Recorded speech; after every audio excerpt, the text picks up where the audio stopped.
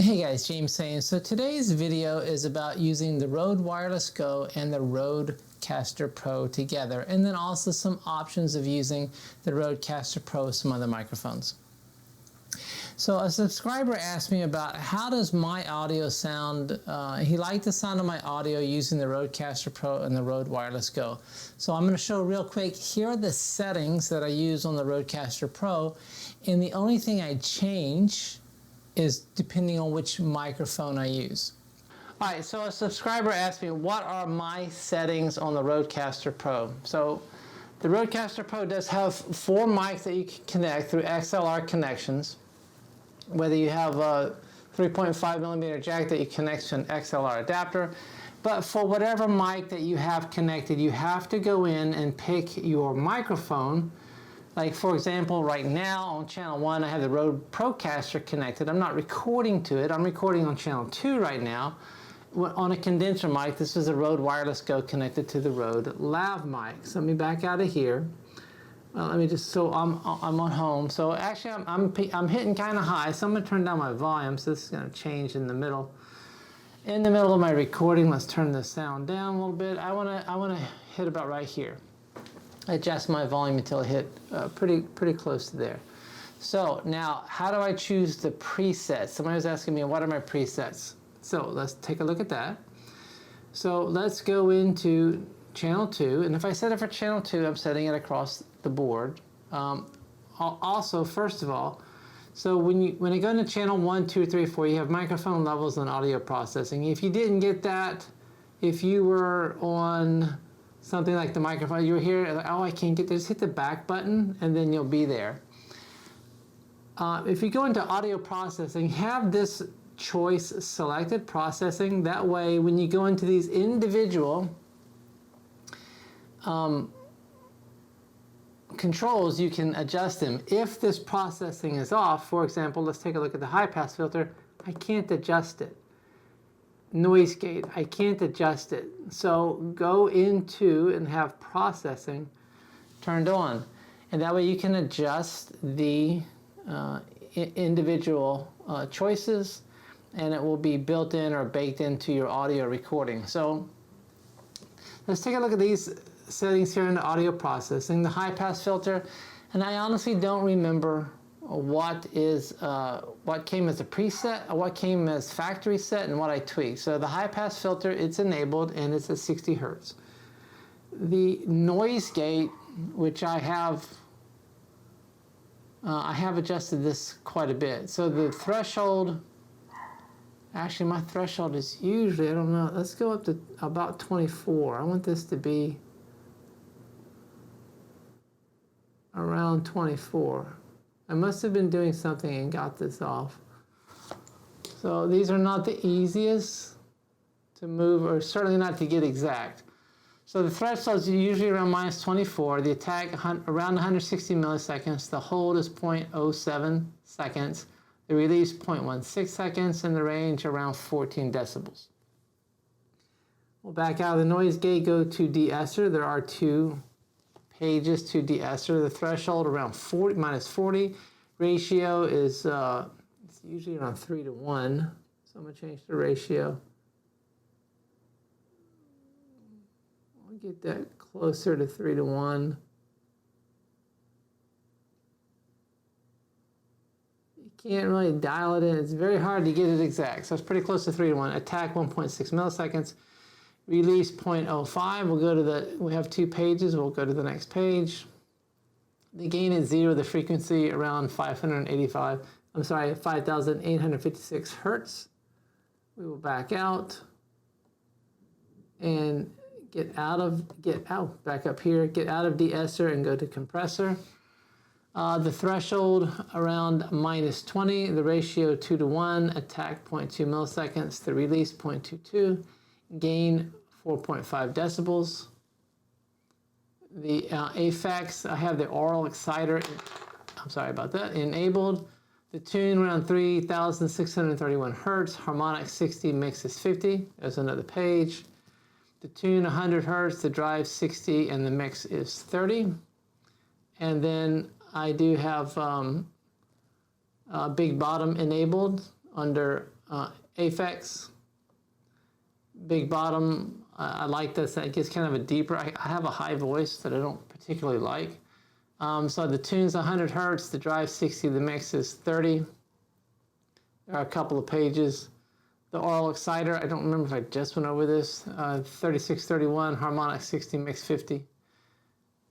And so those are my settings for the Rodecaster Pro, and you will have to tweak it according to your microphones and according to how close you sit to the microphone, what kind of microphone you have, what the noise is like in the room, or what the noise is like on location. But this is a good start, and then you can tweak it to get the sound, because the thing you're trying to achieve here is to have a good sound and not have to do post-processing, or at least minimize your post-processing.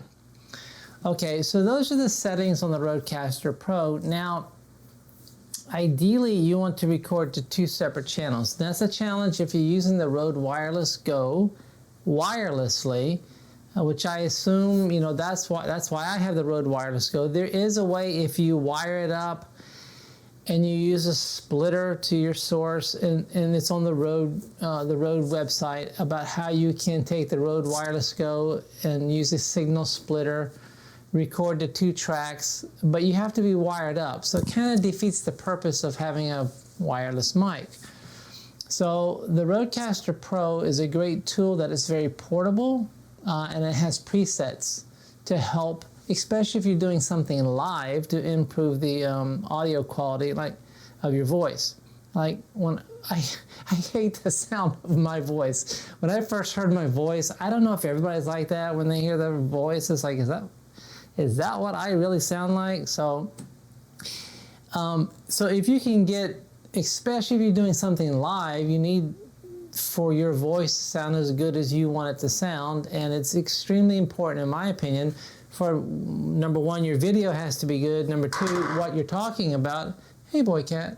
Number 2 has to, what you're talking about has to be interesting. And number 3, the audio is an extremely important part of that. So I'll show some different setups. I used, you're laying on my cheat sheet over there, cat. So on one channel, I recorded to the Rode Wireless Go. I was talking with my wife. The problem, if you're not separated very far, the mic I was using is omnidirectional. The Rode Wireless Go is omnidirectional, and you pick up each other's conversations if you're not separated very much. Number 2, I was just using a Rode Lav mic that has no power, so an omnidirectional Rode Lav mic. Plugged into channel 2 on the Rodecaster Pro, and you can supply phantom power. That's another nice thing about the Rodecaster Pro. Then I had a Movo LVM XLR omnidirectional mic that had its own power, so I didn't need phantom power. And then I had the Comica, I have the wireless, the Comica X-D Boom. So it's very easy to get audio from me on one channel and my wife on the other channel, because I talk much louder than she does.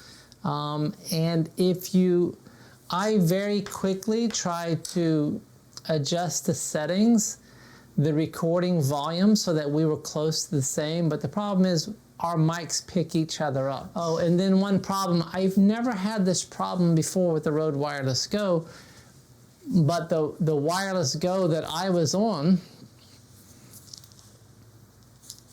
one transmitter that I was on, my wife's transmitter was working, mine was not communicating with the receiver. I've never had that happen before, and I couldn't figure out what happened. And then after I recorded, I came back and I hooked up just in the studio. Oh, one transmitter is not connected to the receiver.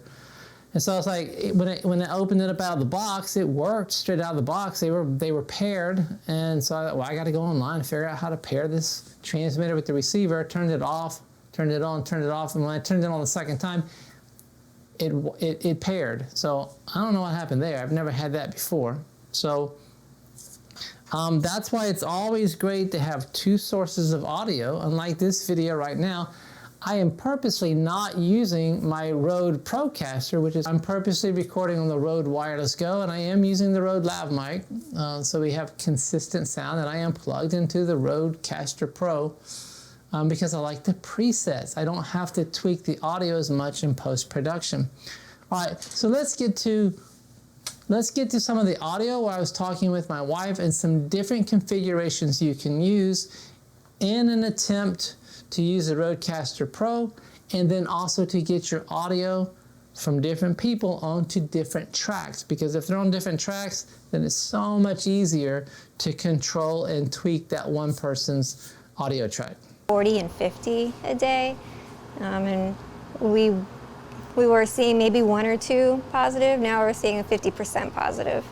Wow, so you were having 1 or 2 positive tests a day, and now you're running 50 tests and 25 of them are coming back positive. 40 and 50 a day, and we were seeing maybe 1 or 2 positive. Now we're seeing a 50% positive. Wow, so you were having 1 or 2 positive tests a day, and now you're running 50 tests and 25 of them are coming back positive. 40 and 50 a day, and we were seeing maybe 1 or 2 positive. Now we're seeing a 50% positive. Wow, so you were having 1 or 2 positive tests a day, and now you're running 50 tests and 25 of them are coming back positive. All right, guys, so this setup's a little different. I'm not using a Rodecaster Pro because it rained pretty well out here. Let me flip this around. My table's wet. It was kind of windy, knocked some stuff over, but I am recording. I have these 2 Cardioid mics, but I'm using the Zoom H5, and I'm connected to the left-right channel with the Rode Wireless Go, and the Movo LV8 Cardioid is connected to the XLR connector. And so when you connect to the left-right channel with the Rode Wireless Go, it doesn't require any phantom power. This Movo LV8 requires phantom power, so the Rodecaster Pro can provide phantom power, the Zoom H5 can provide phantom power. But I wanted to test out how do these Cardioid mics work as opposed to omnidirectional, because this is nowhere near ideal. Like I said, I am out here, I'm going to walk over here. I'm facing the waterfall, so my mic, hopefully it's not picking it up. Now my back is turned to the waterfall, so hopefully you can't hear the waterfall at all. And as I'm out here talking, cars are driving by behind that fence back there, and so we get this traffic noise. So I want to see, as I walk around, how does the Cardioid mic work as opposed to using an omnidirectional mic, because it picks up everything. So that can be good or bad, depending on what you're doing. So this would be a test to see how does the Cardioid mic work. Now I'm out here by the pool, so that stuff makes a lot of noise. So it's pretty loud. Actually, I think because it rained, it cooled off a little bit. My neighbor's AC is not on. My AC is on the other side of the house, so it won't matter. But out here earlier, the neighbor's AC was on, so sometimes you just have to deal with noise in the environment. So we'll see how this sounds. I haven't listened to it yet, but hopefully the Cardioid mics work. And all right, guys, thanks so much. If you liked the video, hit the thumbs up. It would help my channel. And if you found the information helpful or useful, consider subscribing to the channel. And if you do, remember to turn on notifications so that you don't miss when the next video comes out. All right, guys, thanks so much. We'll see you in the next video.